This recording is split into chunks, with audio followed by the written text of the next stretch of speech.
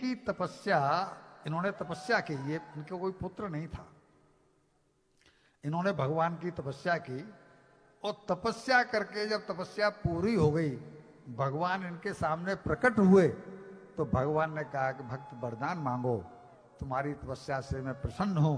तो इन्होंने वरदान में मांग लिया कि हमें आपके जैसा पुत्र चाहिए। ये वरदान स्वयंभू मनु ने मांगा था। शत्रुपाल स्वयं मनु ने, राम कथा में प्रसंग आता ना, सुनाते हैं वहां पर, वहां मांगा था।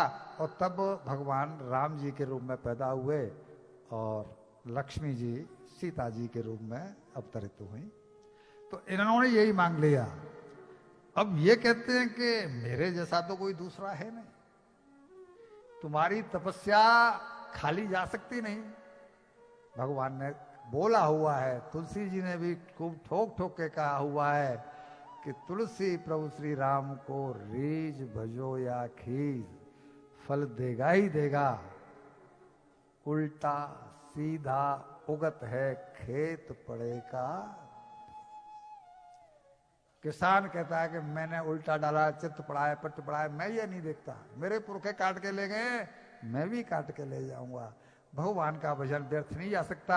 भगवान कहते हैं तूने मेरी साधना की है तो तुझे मुझे फल तो देना ही पड़ेगा, पर तूने जो वरदान मांगा है कि आप जैसा पुत्र चाहिए, तो मेरे जैसा तो कोई है नहीं, लेकिन तुम्हारा वरदान, मेरा वरदान झूठा जा नहीं सकता, अमोघ है मेरा तप, इसलिए मैं ही तुम्हारा पुत्र बन करके आऊंगा। और भगवान ने इनके यहाँ जन्म लिया है, इनका नाम रखा गया ऋषभदेव जी। और यही ऋषभदेव जी जैन धर्म के प्रवर्तक हुए। ये ऋषभदेव जी ही जैन धर्म के प्रवर्तक कहलाए। इनके 100 पुत्र हुए और उनमें भरत जी सबसे बड़े थे। सबने अपने अपने मार्ग चुने। इनमें से कुछ संत हो गए, कुछ गृहस्थ हो गए, कुछ विरक्त हो गए, सबने अपना अपना नाम मार्ग चुना। इन्होंने राज्य स्वीकार किया और उन्हीं के नाम पर हमारे देश को संस्कृत में अजनाब खंड कहा जाता है। संस्कृत की पुस्तकों में जब आप देखेंगे तो अजनाब खंड, इन्हीं के नाम पर हमारे देश का नाम पड़ा है भारत वर्ष। जब इनकी वृद्धावस्था आ गई तो अब तक क्या होता आया था फॉर्मूला, वृद्धावस्था आई, पुत्रों को शासन दिया और अपने कल्याण के लिए वनों में निकल गए। ये भी अपने कल्याण के लिए वन में गए। नेपाल के पास में गंडकी नदी बहती है, हमने कल ये प्रसंग सुनाया था।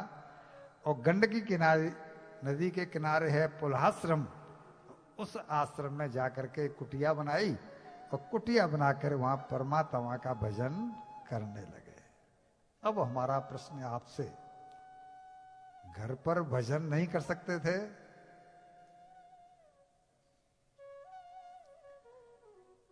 घर पर भजन हो सकता था? या तो ये कहो कि ये लल्लू थे, या ये कहो कि हम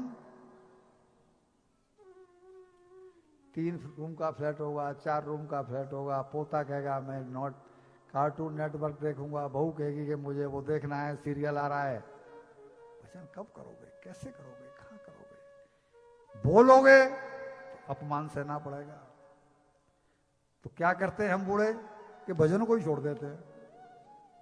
हम बूढ़े क्या करते हैं, बोले भजन ही नहीं करना, और तो कुछ छूटा नहीं जा सकता, भजन न करने से भी क्या बिगड़ेगा। ये चिंता नहीं है कि मौत बिगड़ जाएगी, जन्म बिगड़ जाएगा, पुनर्जन्म बिगड़ जाएगा, उसकी चिंता छोड़ के उनको खुश करने के लिए अपना मार्ग नहीं चुनते और भजन को ही